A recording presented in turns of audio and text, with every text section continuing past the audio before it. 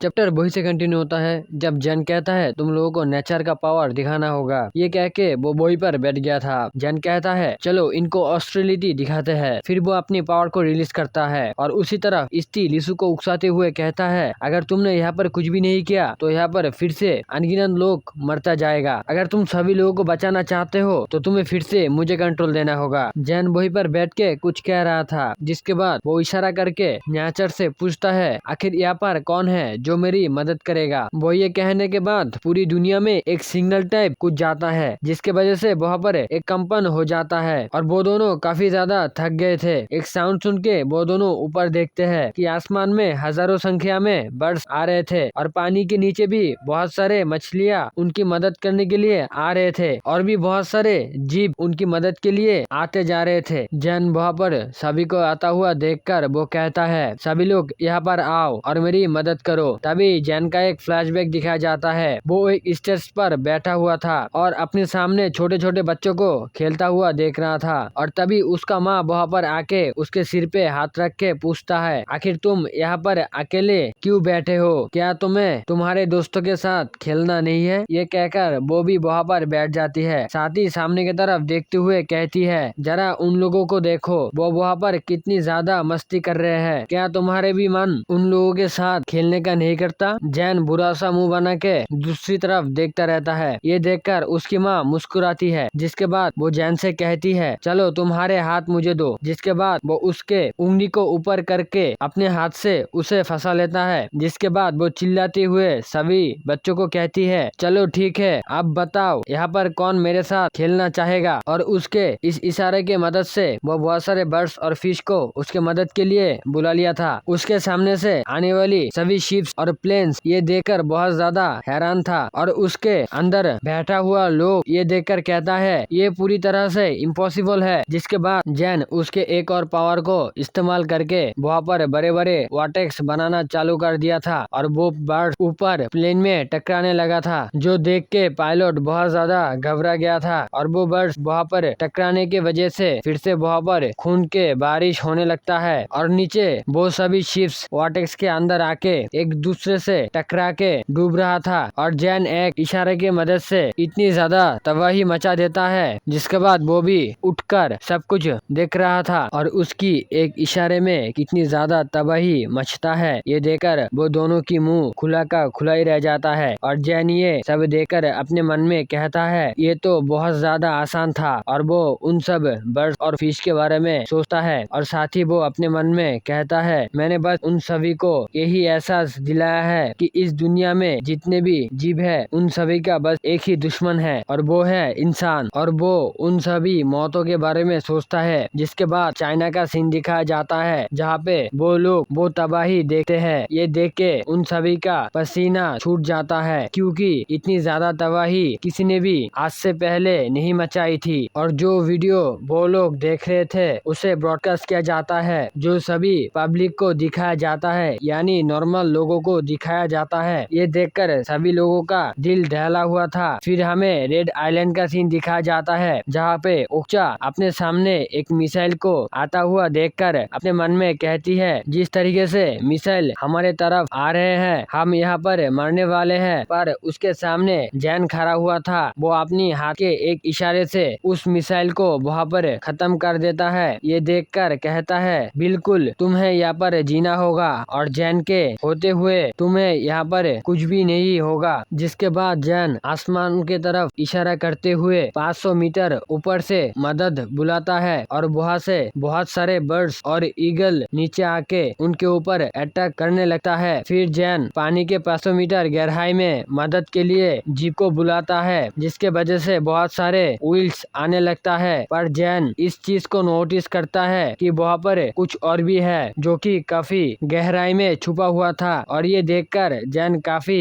हैरान होते हुए कहता है तुम तो अभी भी जिंदा हो, मुझे तो ऐसा लगता था तुम कब की मर चुके होगे। फिर वो पूछता है तुम यहाँ पर क्या कर रहे हो, ये कोई नॉर्थ एम्पायर नहीं है। और हमें दो बड़े बड़े नीली आंखें दिखाया जाता है, वो बहुत तेजी से ऊपर आ रही थी, जो देखकर जैन कहता है ठीक है क्या तुम भी मेरी मदद करना चाहते हो। फिर हमें सामने का सीन दिखाया जाता है, वो हेड कमांडर उन लोगों को कहता है जल्दी से तुम सारे फोर्स उनके ऊपर एम करो और सबको खत्म करो। तभी उन लोगों के सामने बहुत बड़ा दानव जैसा कुछ आ जाता है, जो देखकर उनके आंखें फटी की फटी रह जाती है, क्योंकि धीरे धीरे समुद्र के अंदर से कुछ ऐसा आ रहा था जिसे देखकर किसी की भी रूह कांपने के लिए काफी है। और उन लोगों का हाल भी बहुत ज्यादा बुरा था। इस नजारे को देखकर किसी की भी पैंट गीली हो सकती है, क्योंकि ये है the great chat monster of Kraken. और इस क्रैकन की वीडियो भी सभी लोगों को दिखाया जाता है। नॉर्मल लोग ये देख के बहुत ज्यादा डर गए थे और जैन सामने की तरफ इशारा करते हुए कहता है, तुम लोग ऐसी तरह से एक्ट करते हो जैसे तुम लोगों को इस दुनिया के बारे में सब कुछ पता है। ये कह के बॉय कूल लुक देता है, जिसके बाद क्रैकन सभी बोट और शिप्स को तबाह करने लगता है। तबाही के वजह से वहाँ पर बड़े बड़े ब्लास्ट होते हैं। क्रैकन सामने आते ही खून की तलब बहाना चालू कर देता है। फिर जैन अपने मन में कहता है, इस दुनिया से जुड़ी हुई सभी चीजें, ये हर एक चीज को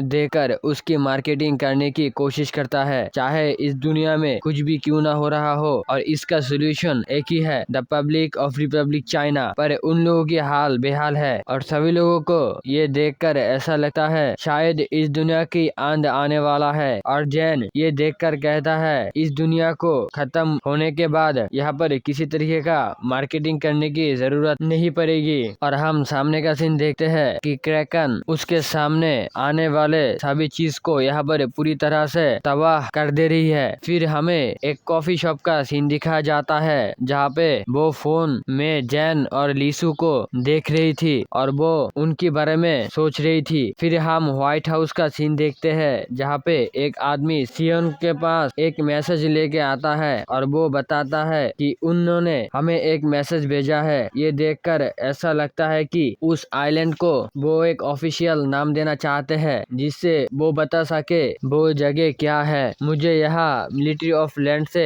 कांटेक्ट करना जरूरी है, जिससे हम जल्दी से जल्दी इसे ट्रांसपोर्ट कर सके। सियोन इसके बारे में सुनकर थोड़ी देर सोचता है और कहता है, रेड आइलैंड, आज से हम उसे रेड आइलैंड बुलाएंगे। ये सुनकर वो आदमी कहता है, ठीक है, मैं समझ गया, मैं उन लोगों को ये बता दूंगा। जिसके बाद वो आदमी निराश होके चला जाता है और हम देखते हैं सियोन के नाक से खून आने लगता है। वो खून को पूछते हुए अपने मन में कहता है, मुझे ऐसा लगा था मैं इस प्रॉब्लम को काफी ज्यादा जल्दी सॉल्व कर लूंगी। पर वो जैन के बारे में सोचते हुए कहता है, अब मुझे ऐसा नहीं लगता, क्योंकि वो एक ऐसा मॉन्स्टर है जिससे सामना कोई भी नहीं कर सकता, कोई भी नहीं। फिर हमें रेड आइलैंड का सीन दिखाया जाता है। शाम तक जितने भी प्लेन और शिप्स आए थे वो सभी पानी के अंदर डूब चुका था, क्योंकि वो सब डिस्ट्रॉय हो गया था। और हम देखते हैं जैन बहुत आराम से वहाँ पर बैठा हुआ था। इसलिए देखकर कहता है, ये पावरफुल है, नहीं, ये बहुत ज्यादा पावरफुल है। इसके एबिलिटी मेरे सोच से बहुत ज्यादा है। मैं इसकी बॉडी की ऊपर कंट्रोल नहीं कर सकता। और ये देखकर ऐसा लगता है कि इसे इंसानों के ऊपर जरा सा भी एक ही नहीं है। पहले मैं सोच रही थी इस लड़की को यूज करके इसे मैं अपनी तरफ लोग करूंगा और अपनी काम करवाऊंगा, पर अब ये देखकर ऐसा लगता है कि इस लड़की ने मेरी पावर को अपना बनाकर यूज करना चालू कर दिया है। तभी इस्टी को एक सेंस महसूस होती है और वो जैन को भी होता है। और इस्टी कहती है, मैं इसे आगे देखना चाहती हूँ। और वहाँ पर अचानक एक अर्थक्वेक आ जाता है, जिसके वजह से उन दोनों का ध्यान उसके ऊपर जाता है और वो दोनों ही वहाँ पर खड़े हो जाते हैं। इस्टी ये देखकर कहती है, काफी इंटरेस्टिंग है, मुझे लगता है इसके ऊपर फिर से नजर रखना पड़ेगा। मैं भी ये देखना चाहती हूँ कि आखिर इसका डिसीजन क्या होता है। जैन भी ये देखकर थोड़ा नर्वस था। और हम देखते हैं कि अचानक एक वोल्केनो एरप्शन हुआ है, जिसके वजह से यहाँ पर बहुत ज्यादा तबाही हुई है। और हम फिर से उसी जनरल का सीन देखते हैं, जहाँ पे उसका आदमी आके उसे बताता है, जनरल एक इमरजेंसी है। जनरल कहता है, क्या इमरजेंसी? रेड आइलैंड से कोई खतरा या फिर से कोई मारा गया? पर वो आदमी कहता है, बेगरू माउंटेन हमें बताया गया वो करेंटली एक्टिव है। ये सुनकर जनरल काफी हैरान होते हुए कहता है, क्या इतनी ज्यादा जल्दी? वो किसी के बारे में सोच के कहता है, मैं तो ये सोचा था कि इतनी ज्यादा जल्दी नहीं होगा, पर अब ऐसा लगता है कि ना जाने अब यह क्या होगा। जनरल ये कहने के बाद ही बहुत बड़ा अर्थक्वेक आ जाता है। फिर हमें चाइना का वो स्टेचू का सीन दिखाया जाता है। वो स्टेचू बहुत ज्यादा हिलता हुआ टूट के नीचे गिरने लगता है। इसीलिए लोग जल्दी से वहाँ से भागने लगे हैं। जिसके बाद हमें यूस्ट का भी सीन दिखाया जाता है। वहाँ पर सभी लोगों के पास अचानक एक मैसेज आता है। सभी लोग ये देखकर काफी ज्यादा हैरान हो जाते हैं क्योंकि वहाँ पर 7.7 मैग्नीट्यूड का अर्थक्वेक आने वाला है और इनको देखकर ऐसा लगता है कि इसे इन लोगों की कोई भी फर्क नहीं पड़ता। वो उनका काम करने लगता है। पर दूसरी तरफ इसके वजह से बहुत ज्यादा तबाही मची हुई थी और लोग इसके बारे में कहता है कि सैटेलाइट से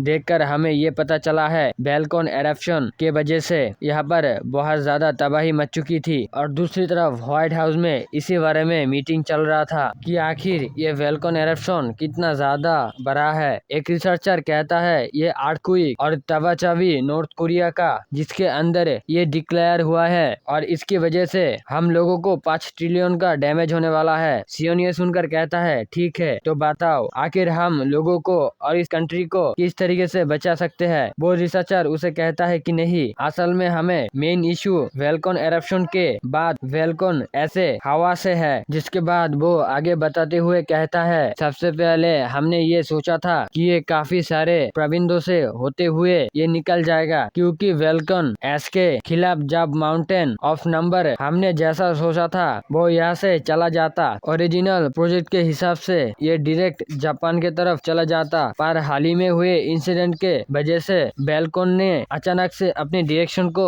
बदल लिया है। ये सुनकर सियोन समझ गया था और वो गुस्से में कहता है रेड आइलैंड। और ये चैप्टर यहीं पर खत्म होता है। और भाई वीडियो को इतने देर तक देख रहे हो तो भाई एक लाइक तो करो भाई। लाइक करना एकदम फ्री है भाई, एकदम फ्री है भाई। आप एक लाइक कर दो भाई, मुझे बहुत इंस्पायर मिलता है लाइक करते हो तो। और अगर आप लोग नेक्स्ट पार्ट देखना चाहते हो, अगर आप लोग मांगा देखना पसंद करते हो, अगर आप लोग एनिमे एक्सप्लेन देखना पसंद करते हो तो इस चैनल को सब्सक्राइब कर सकते हो। Thanks for watching this video.